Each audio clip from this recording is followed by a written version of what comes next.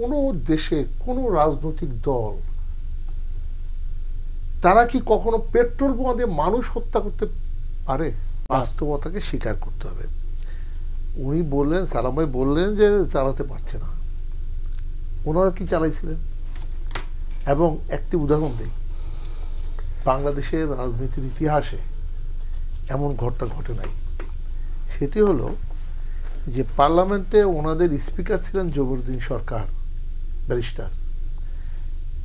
তার বিরুদ্ধে একটি তদন্ত হয়েছিল এবং সেই তদন্ত কমিটির সদস্য আমিও ছিলাম, এবং সেই তদন্তে প্রমাণিত হয়েছে উনি ওখানে সেই দুর্নীতি করেছেন।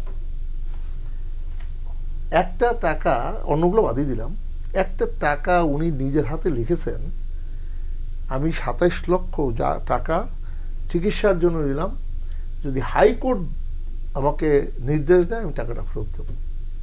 এইটা কেন লিখছিলেন? এর আগে উনি আরও 10 লক্ষ টাকা নিয়েছিলেন, সেকেন্ড টাইম এটা নেওয়ার কথা না।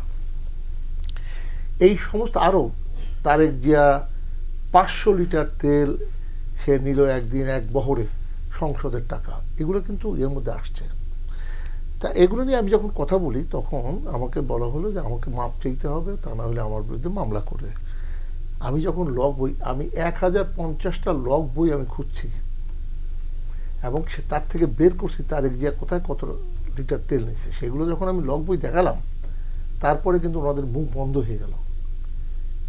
এটা যে নতুন কিছু তা না, আর দুর্নীতি বাংলাদেশে আজকে যে নতুন হচ্ছে তা না, সিন্ডিকেট যে নতুন তা না। আমাদের দেশে জিনিসপত্রের দাম বেড়েছে, মানুষের আয়ও বেড়েছে। আপনার মনে আছে কিনা আমি জানি না, বিএনপি ক্ষমতায় থাকতে আমার দেশ পত্রিকায় লাল ব্যানার হেডে লিখেছিল বাজারে আগুন কখন। মানুষ যখন কিনতে পারছে না, জিনিস পাচ্ছে না, সেই অবস্থা। তা আমার কথাটা হলো যে এই আমরা টক শোতে অনেক ভালো ভালো কথা বলি, কিন্তু আজকে নির্বাচনের প্রশ্নে যে কথাটা বললেন সালাম ভাই, মিসম্যানেজমেন্ট, নির্বাচন নাই, 28 তারিখে ওনাদের হলো, উনি কি একটু বলতে পারবেন যে কোনো দেশে কোনো রাজনৈতিক দল তারা কি কখনো পেট্রোল বোমা দিয়ে মানুষ হত্যা করতে পারে? সেটা কিন্তু ওনারা করেছেন।